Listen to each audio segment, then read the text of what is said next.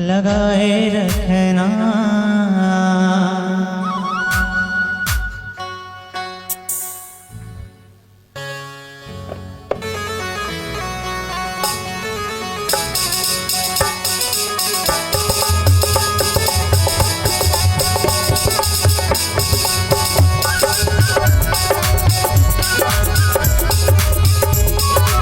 जय हो। इतनी कृपा सांवरे, इतनी कृपा सांवरे बनाए रखना। इतनी कृपा सांवरे बनाए रखना और मरते दम तक सेवा में लगाए रखना। मरते दम तक सेवा में लगाए रखना। इतनी कृपा सांवरे बनाए रखना। इतनी कृपा सांवरे बनाए रखना और मरते दम तक सेवा में लगाए रखना। मरते दम तक सेवा में लगाए रखना। जय हो। बाके बिहारी लाल की जय हो।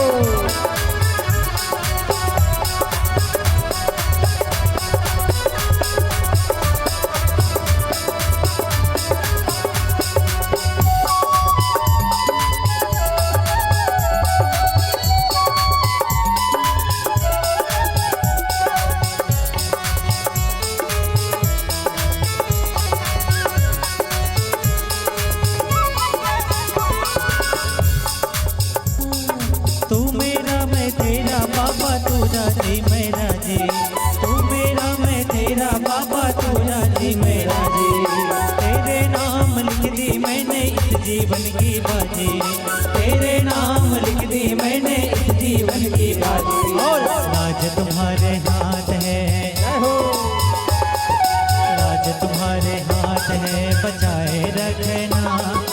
राज तुम्हारे हाथ है बचाए रखना और मरते दम तक सेवा में लगाए रखना। मरते दम तक सेवा में लगाए रखना। इतनी कृपा सांवरे बनाए रखना। इतनी कृपा सांवरे बनाए रखना और मरते दम तक सेवा में लगाए रखना। मरते दम तक सेवा में लगाए रखना। जय हो। राधे।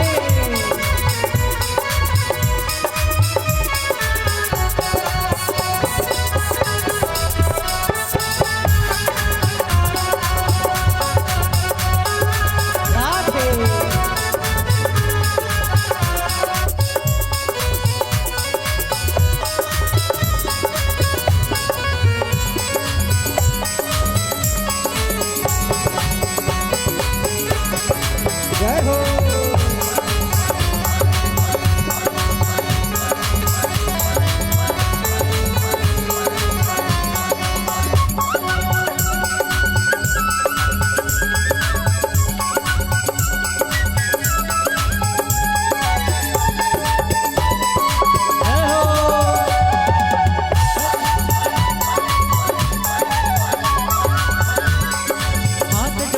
करूँ प्रार्थना मुझको भूल न जाना।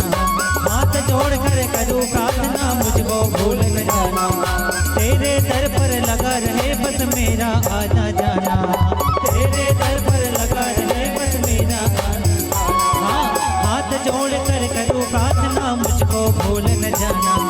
हाथ जोड़ कर करूँ प्रार्थना मुझको भूल न जाना। तेरे दर पर लगा रहे बस मेरा आना जाना। तेरे दर पर लगा रहे बस मेरा आना जाना और दिन पे दिन ये सिलसिला।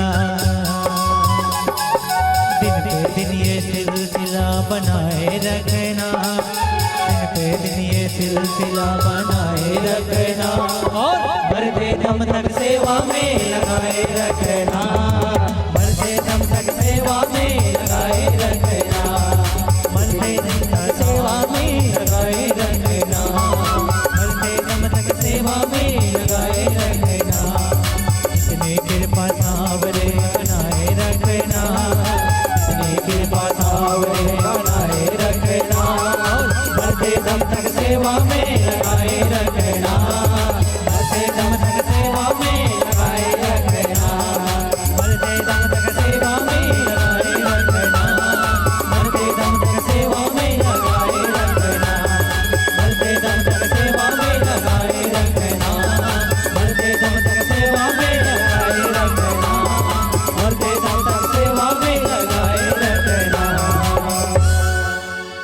बोलना पड़ेगा, हृदय से बोलिए राधे राधे। एक बार और जोर से बोले राधा रानी सरकार की जय हो। हरि बोल वृंदावन बिहारी लाल की जय। आज मेरा बड़ा सौभाग्य रहा कि आज इस छोटे देव गांव में श्रीमद् भागवत के निमित्त में मैं यहाँ आया और मुझे पढ़ाने वाले जो गुरुदेव श्री चंद्र सर, उनसे भैंसा मुड़ा में जब पढ़ा रहे थे उसके बाद आज इनसे मुलाकात हुआ है और इनके द्वारा जो पढ़ाया गया जो ज्ञान था वो मुझे आज भी याद है और इनका मैं बहुत बहुत कोटि कोटि धन्यवाद करता हूँ और सदा भगवान से यह कामना करूंगा कि सभी बच्चों को इनके जैसा गुरु प्राप्त हो और जितने भी गुरु हैं उनको मैं बार बार प्रणाम करता हूँ और आप सभी से निवेदन कि मेरे गुरु जी के लिए एक बार ताली से स्वागत कीजिए।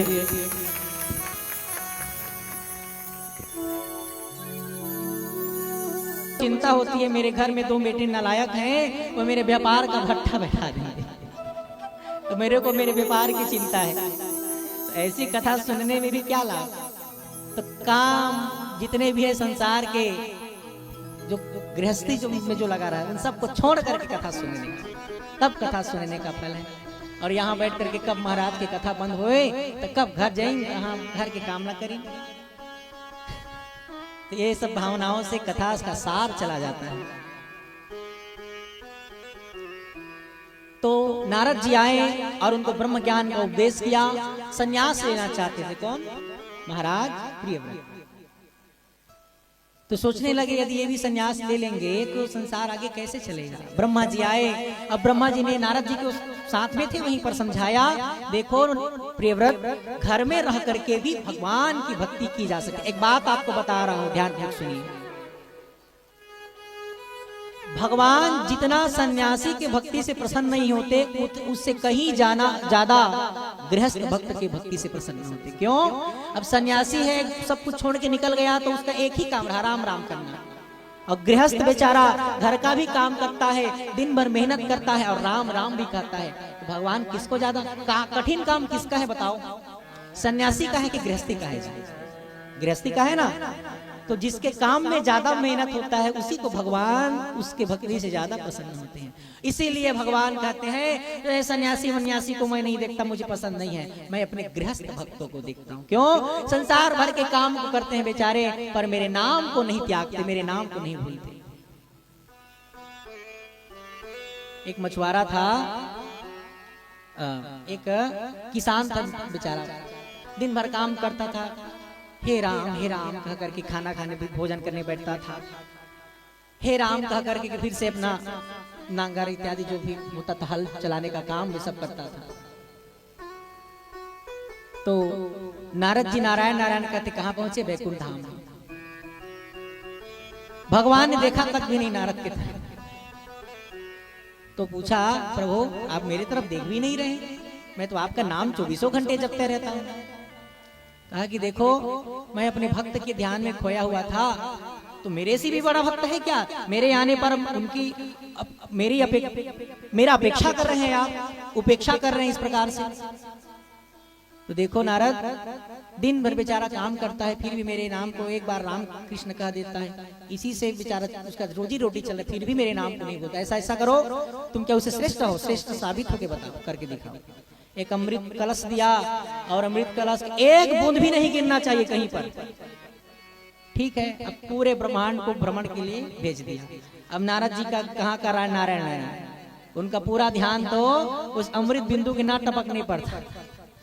नारायण कहना भी छोड़ दिया, घूम फिर के आए तो देखा तो क्या कितने बार नाम जपा, तो कहा कि एक बार भी नहीं ले पाया महाराज, भूल गया। तो नारद संसार के सब काम को मेरा गृहस्थ भक्त करता है, फिर भी वो मेरा राम नाम को नहीं भूलता।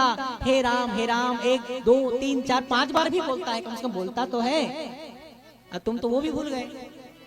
तो बताओ श्रेष्ठ कौन है? नारद जी ने कहा प्रभु आपकी लीला और आपके भक्तों की लीला बस आप ही समझ सकते हो। तो भगवान को गृहस्थ भक्त जितने प्रेम प्रेम प्यारे हैं उतना कोई भगवान को प्यारा नहीं। तो हम सब कौन है जी? गृहस्थ है ना। और हम लोग समय निकाल के आए हैं कथा सुनने, तो क्या हम भगवान के प्यारे नहीं है क्या? बताओ। बिल्कुल हम भगवान के प्यारे हैं, तभी इस कथा में ला करके भगवान ने हमको बैठाया। उनकी कृपा के बिना कोई यहाँ के बैठ नहीं सकता। तो नारद जी के सम्मुख ही भगवान ब्रह्मा ने समझाया गृहस्थ आश्रम के बारे में और कहा कि देखो गृहस्थ में रह करके भी भगवान की भक्ति की जा सकती है। इसलिए गृहस्थ आश्रम सब आश्रमों में श्रेष्ठ है। ब्रह्मचारी, वानप्रस्थी और सन्यासी, इन तीनों आश्रमों के व्यक्तियों का पालन पोषण कौन करता है? बताओ। ये सभी भिक्षा पर निर्भर करते हैं। भिक्षा देता कौन है? तो गृहस्थ आश्रमी व्यक्ति, गृहस्थ आश्रम का पालन करने वाले जो भक्त होते हैं वही तो भिक्षा देते हैं जी। तभी तो तीन आश्रम का पालन पोषण हो पाता है। इसीलिए गृहस्थ में भी रह करके भगवान की भक्ति की जा सकती है।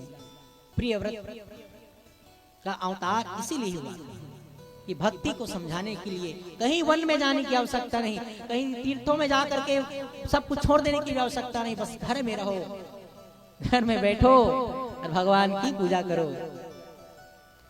लेजर लाइट लेकर बैठे हैं लगता है। बंधुओं, नारद जी की आज्ञा से प्रजापति विश्वकर्मा